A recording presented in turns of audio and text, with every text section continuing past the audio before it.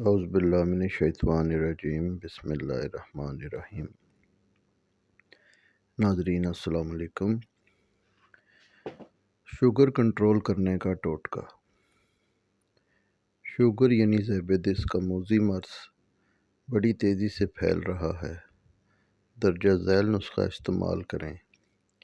تخم سرسر، ریٹھا، کلونجی ہر دوا 100 گرام لے کر پیس کر کیپسول بھر لیں۔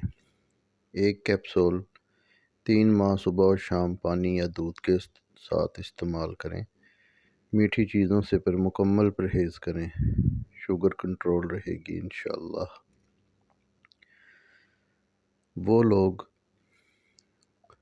جن کے معدہ میں تیزابیت زیادہ ہو جاتی ہے، انہیں چاہیے کہ تازہ سیبوں کا رس خوب استعمال کریں۔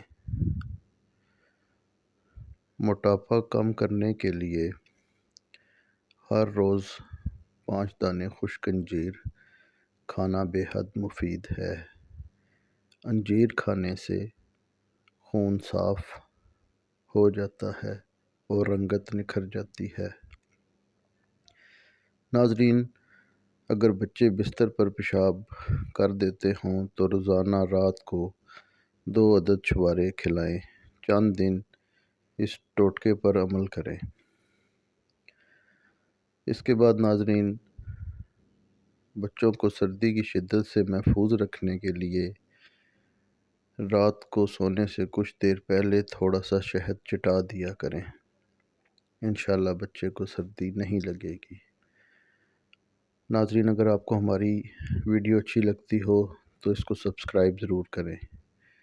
چہرے پر غیر ضروری بال ہوں تو تھوڑا سا دہی ململ کے کپڑے میں باندھ کر اس کا پانی نکال دیں۔ اس دہی کو چہرے پر لگائیں۔ قدرے خشک ہونے پر ہاتھوں سے رگڑ لیں۔ مسلسل یہ عمل کرنے سے چہرے کے بالوں کی افزائش ختم ہو جائے گی۔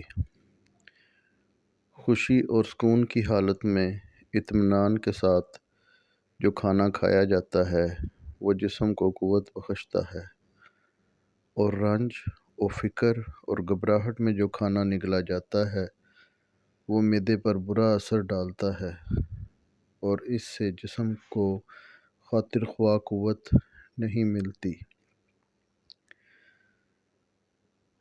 نزلہ و زکام رہتا ہو، گلے میں خراش ہو تو 4 سے 5 خشک خوبانیاں کھا کر 1 کپ ہلکی گرم چائے پی لیں۔ انشاءاللہ بہت فائدہ ہوگا۔ بخار کے بعد یا کسی مرض کی وجہ سے بال گرتے ہوں تو کھوپرے کے تیل کا استعمال گرتے بالوں کو روکنے کے لیے نہایت مفید ہے۔